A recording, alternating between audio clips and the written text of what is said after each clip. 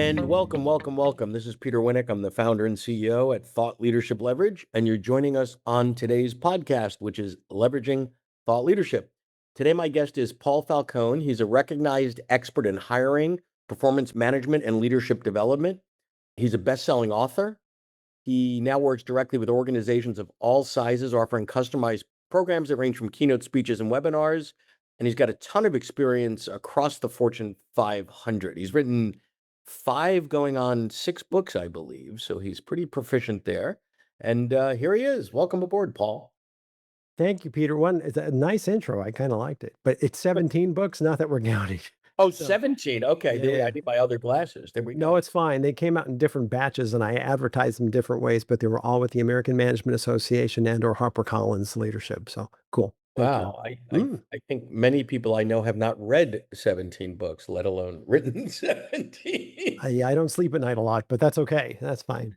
Yeah, so I'll ask you one of my favorite questions is how did you get here? Like, how did all this happen? Because I would doubt that a young 10-year-old Paul, while his friends were playing baseball, said, I'm going to write 17 books and be a speaker. And like, how did this all come to be?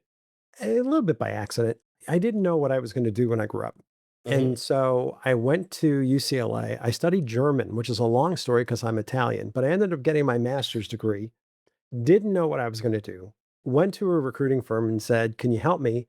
And they said, "Well, why don't you work here?" So I said, "Fine, what do you do?" And I stayed there for about 6 years and became the director of sales training and eventually went in-house with a client company. I ended up loving HR because there's such Okay. a people element to it.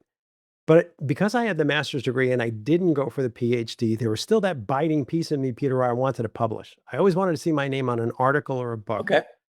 And the bottom line was I ended up living 2 dual lives. It's like I'd work during the day and I'd write about it at night. So I became a columnist for SHRM, the Society for Human Resource Management. I Yep. wrote for them for Yep. 20 years.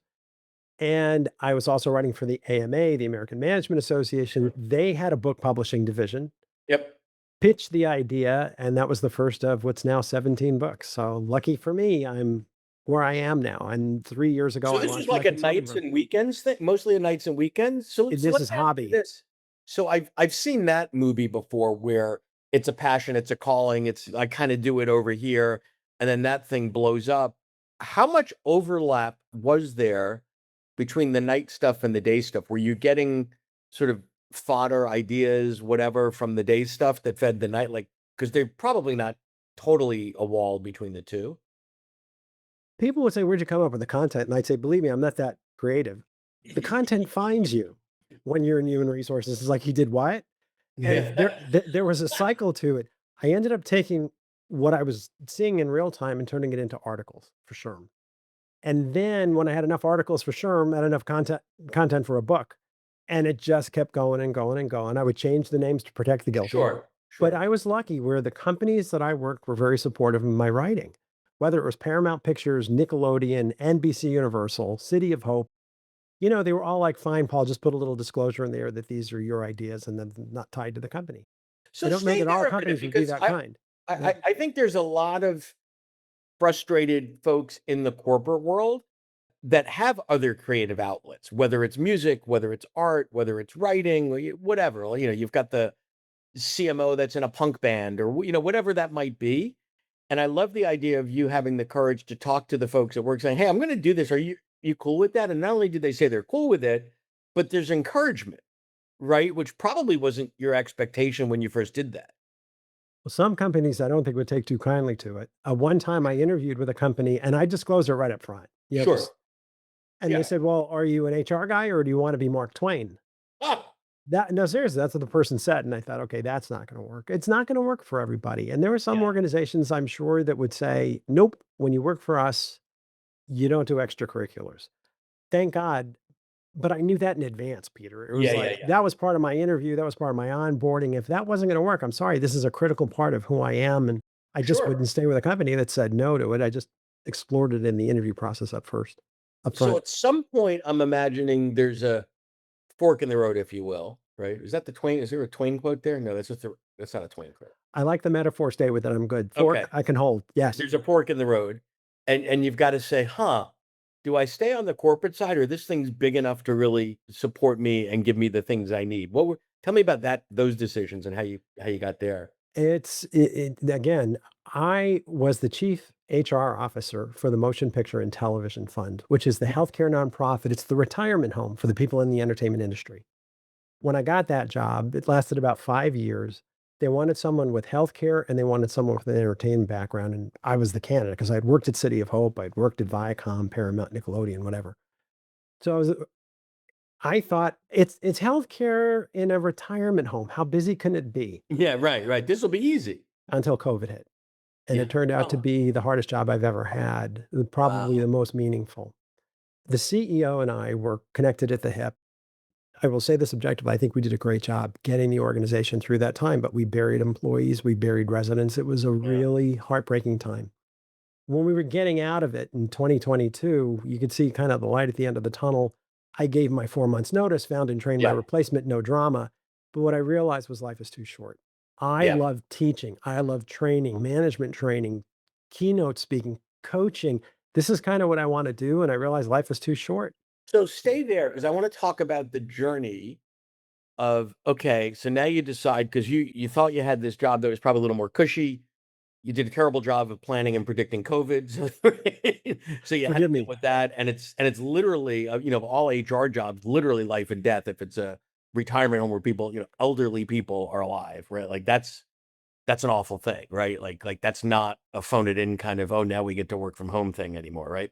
So what does it look like now? Now that you're on the other side of this and have been for a while, what's the good, the bad, and the ugly? Because sometimes they're afraid to make the leap because it's that matrix of the unknown unknown. So if somebody's on kind of where you might have been a few years ago, what would you be telling them to think about before they make the leap? I was terrified to make the leap, full disclosure. I mean, you come off of a W-2 with benefits and whatnot. Yeah, And pretty then good it's thing. like, okay, now I eat what I kill. And how much does that private policy cost? Yeah, It's right. like, it was okay, 3.5 years later, where I am now, it's the best decision I ever made. I'm Right. only doing the stuff that I love doing, and I'm lucky because in a way, yes, I was jumping into the unknown, but I really had been preparing for the prior 3 decades with all of my writing. It does Yeah. help to come out when you're author of best-selling books and whatnot, so I'll give you that. But it was still very hard for me, and it takes a change in mindset, and there is a Mhm. risk that's associated with it. My wife was the one who said I was 59 at the time. She said, "Honey, do it now. Don't work till you're 65 or you're 67 and then start." Because she said, Yeah, "I yeah, know yeah. you're gonna wanna work till you're 90. You love doing the part that you love. Use between now and 65 to kind of build your pathway, build your client base." And I married up. She was smart and she called it, and it really did work out well for me. I That's mean, awesome. we're also living half the time in Chicago, half of the year where our kids are. So I've got the flexibility to do that as a consultant, what I couldn't do if I were in a full-time role. Right, which is great. So give me a sense of what the portfolio, what the mix of the services, the offerings, what does it look like? Who's paying you to get what done? Because you obviously have books, you have speaking. Give me a sense of the variety of things. Because sometimes people aren't even aware of what does the life of a thought leader look like? What do you charge for? What do you do? Who do you do it for? Yeah, I think the idea is you gotta have A, B, C, D plans. There's your Yep. primary, but to the degree that you can diversify, the better.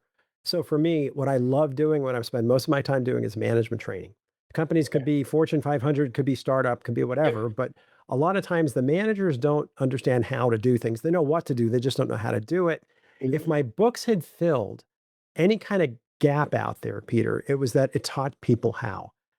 The how is what's important. How to hold the tough conversation, how to do the documentation, how to interview a salesperson versus a C-level person versus a recent college grad. Just real practical stuff. And that's the stuff that I can bring out there now. The second piece of it was I speak at all the conferences because I've been doing Yeah. that through Sure. SHRM, and that Yep. just kind of Right. lent itself. And that's my biz dev funnel, right? Because Yep. people see me speaking. The third issue is the executive coaching, the one-on-one piece where I get to either work with an individual Yep. CEO or C-level and or their senior leadership team.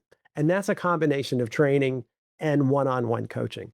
Now, I Got it. also diversify. I'll say if you need HR advisory services, I don't get a Mhm. lot of that, but it's there. If you need expert witness testimony, I have Oh, that really? there. I Okay. don't get much of that.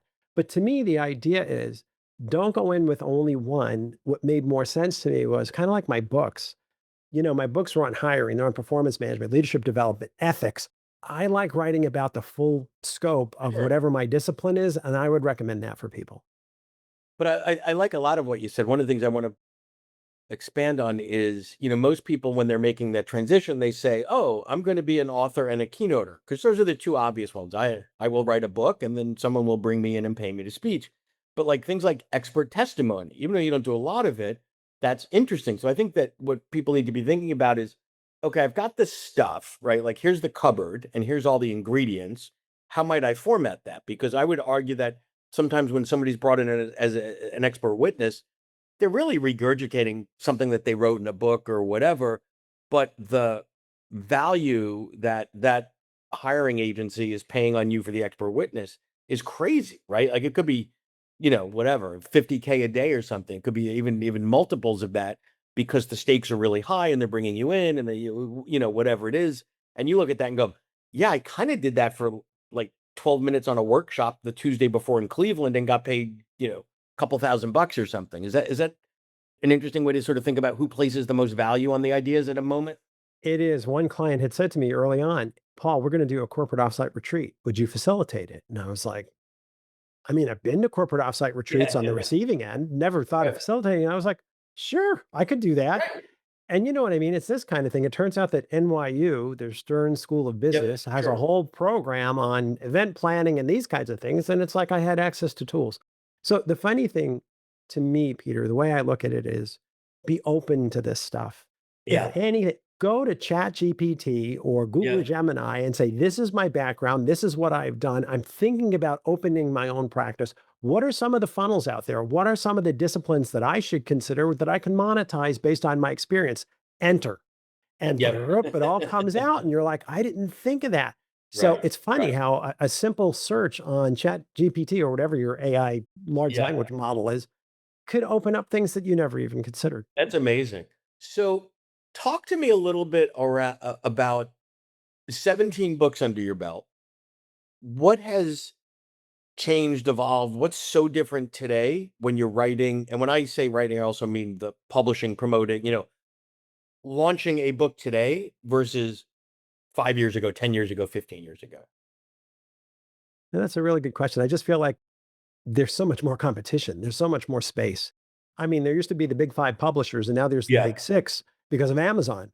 And Right, people are right. self-publishing out there, and, there's a lot of volume. It's just a lot of volume. Now, in full disclosure, I always let the publisher, like HarperCollins or the American Management Association, do the publicity. I mean, I was Really? working full Okay. time. I didn't have time. And Yeah. even now, the only real thing is every once in a while I'll post on LinkedIn just as a reminder. I've got toolkits on my website, or I've got these books that you might want to look into as a book of the month selection, or for your high potential emerging leaders. Right. So you're Which writing on, a lot of your topics are evergreen, right? yeah, that's So the if you're key. talking about giving feedback, we could update that, tweak that in the age of AI or in the age of hybrid or something like that. But the core principles are the same and to some degree timeless. Yes. So one little tweak. So one of the books that I'm best known for, it's kind of my flagship book, is called 101 Tough Conversations to have with employees. Mhm. It came out like in 2008 when I was working for Nickelodeon. The Yep. publisher made the book orange to kind of correlate with the Nickelodeon theme, right? Yeah, yeah, yeah. Second edition came out in 2019, right before COVID. Oh, yeah. I just finished the third edition. So it'll take till probably fall of 2026 to Sure. come out. But if you think what's changed since 2026, you've got, wow, we had COVID. We had the adrenaline rush, adrenaline junkies because of everything with COVID. This idea of managing compound volatility and disruption is now one of CEOs' top 5 priorities, Sure. depending on what you're looking at. Now The you have this hybrid concept, thing. the hybrid thing, remote work, all union rise. Well, wait a second. We think our employees are going to form a micro union. Listen, however you feel about unionism, Yeah. as an employer, as an HR person, you don't want You a have to union, handle it. Right. You have right? to So you deal got with to it. handle that and represent the company. But so many of these changes, the isolation of the Gen Z Zoomers, the 27 and under crowd, they keep testing out as the loneliest, most isolated, most depressed generational cohort on the planet, more so than the retirees in retirement homes. What is our obligation as the elders, as the managers? What is our obligation to pass wisdom to the younger gen and get them? They miss their best years. They miss either their high school years or their college years, or they miss their first years in employment. which for me was all about making friends and having mentors. They miss that and they don't even aware, they're not even aware of what they missed. What is our obligation to help with that? There's so much new stuff out there. It was very easy to come up with new content for the new Mhm. edition. So Right. Interesting. So, what are you thinking of next? Not necessarily in terms of a book, but think about from the business standpoint. Hey, I'd like to do more of this or less of this, or I'd like to learn more about, put on your Paul the CEO hat, not Paul the author hat, and say, what are you looking at for the next, I don't know, 6, 18 months? well, two answers to that one, Peter. On the one hand, there's so much out there in terms of turn your course into Yeah. a Mhm. workshop or a class. Eventually, I think I do want to do that, but that'll be right before I retire, right? Okay. Because then you can monetize this thing and repeat yourself even though you're not working. Sure. But I don't want to do that now because I want people to hire me, not my video. It's Well, that but kind of thing. I think it's an and, not an or. I don't think there's cannibalization. I think they're different markets at different price points. So you say if I bring Paul in, it's going to cost X. If I license Paul's online course, it's going to cost Y. And on a per capita basis, those are very different numbers. And I think they actually feed into each other. My 2 cents, little No, frequency. no, totally agree. I totally agree. In the short term, so if that's the longer term goal, like I'm thinking about how Yeah. can I make this thing live on beyond me? Because I'm a one person LLC. I don't want employees. I just want to do my own thing. Yep. Um, but in the shorter term, I'm thinking about, you know, what is the new content out there? So, for example, one of the things I'm being asked to talk about now is leading through crisis and disruption. And it's like, well, good. I've got a book on that. It came out Yeah. 2 years ago. Yep. That's the hot topic because people are like, how do we do this? We're building the plane while we're flying it. And like, how do we keep our marbles in place, like in our heads? And what do we do with employees who are suffering from this? And what's our obligation for So that? There's a lot there. so stay there for a minute because I think that's the point that you're bringing here. I think about that a little bit differently in that every thought leader's got their stuff. Here's what I'm known for, right? And then there's a temptation to go a little bit beyond that. But let's just say here's my stuff, right?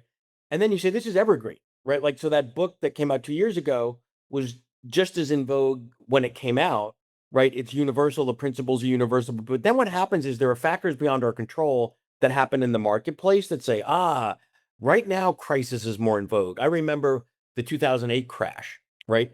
And right before 2008, so if you look at 2006, 2007, going into 2008, there was this wave of happiness books in the business world, right? Why? Well, everybody was getting second mortgages and driving big cars and they were living these large lives. Right. So the feeling or the emotion or the whatever that was in the water was, wow, we must all be happy because we're getting all this stuff, right? Then market crashes. Now it's like a bad country song. I lost my dog. I lost my wife. I lost my home. Right. And the next wave of content was resilience. Now, it wasn't like we had to create all this new resilience stuff. It was always out there, but the demand for resilience based on what was going on in the market went through the roof. Right. And the happiness stuff went away because it was almost in poor taste to be embracing happiness in a period when your friends are foreclosing on homes and losing their like Right. it was kind of not what one did, right? And it's like, okay, at an organizational level, how do we get people to be more resilient? How do we get them to suck it up and get through this or be more gritty became a thing. So I think people and not a lot of thought leaders are aware of the external factors that say, oh, there's something going on here that's making my stuff decreasing the demand for my stuff right now. And it doesn't mean I'm out of style, right? It's just that's the market, right? Well, what for everything that goes down, something goes up. So what's out there in the marketplace now that someone needs help on? Like there's always been books on remote work. Guess what? In 2020 through 2023, the demand for those went through the shelf because it went from a theoretical to apply, like at lightning speed. So it sounds like you're doing that, whether you're aware that you're doing it. I think you're doing that nicely. Peter, the funny thing is, when I switched from corporate to having my own practice, what my concern was, my biggest concern was if I'm not in the trenches, I'm not going to have content to write my articles, to write my blog, to write new books. Well, except you got 25 years of stuff. So Well, this is true. This is true. But the funny thing is, now that I go into all these individual companies, nonprofit, public sector, Fortune 500, man, I'm getting earfuls. There's so much content I've got coming at me. It's like it's actually a good time to be a writer. And so some of the things that where I can see the need is when I will write. One of the books I've taught for years at UCLA Extension on ethics. It was a mandatory course, and I like to teach the ethics class for the people getting their certification in human resources management. but there was never a book. You had to borrow articles and piecemeal stuff Yeah. together. Yeah. So I Yeah. decided I'm writing a book on it, and it's called Workplace Ethics: Mastering Ethical Leadership and Sustaining a Moral Workplace. And it's Mhm. all about managerial ethics and employee relations. Fine. But it's not the time for that right now. I'm sorry. No one's really at the level where ethics are important. There may come a time, though, But the pendulum always swings, right? It pendulum always. swings. And so my point is the diversification is critical. The book on effective hiring makes sense, but probably not right now. The book on documenting discipline and structuring terminations and layoffs, that one could be a little bit hotter right now because companies Well, are in even a if you little bit of think a about downsizing mode. more recently, DEI, there was so much great stuff out there on DEI, and then like just the climate changed, right? So if that was your space and if that was what you were known for, the demand just went down without getting into the politics and all the craziness of it. The demand just got cut, period, full Right. stop, right? Like nobody's buying, purple socks anymore. If you're in the purple socks business, you've got a problem, right? So Right. it's part of the game. Interesting stuff. This has been a great conversation, Paul. I appreciate your time and sharing your experiences with us. Me too, Peter. Thank you. I've always admired the work you do. I love your podcast. To be part of it is quite an honor. So thank you for inviting me. Oh, then we have plenty more time to tell me how great I am. No, I'm kidding. At least another 10 minutes. Yeah, keep going. I appreciate it. Thank you so much, Paul. Good My stuff. Thank pleasure, you. Peter. To learn more about Thought Leadership Leverage, please visit our website at thoughtleadershipleverage.com. To reach me directly, feel free to email me at peter@thoughtleadershipleverage.com. And please subscribe to Leveraging Thought Leadership on iTunes or your favorite podcast app to get your weekly episode automatically.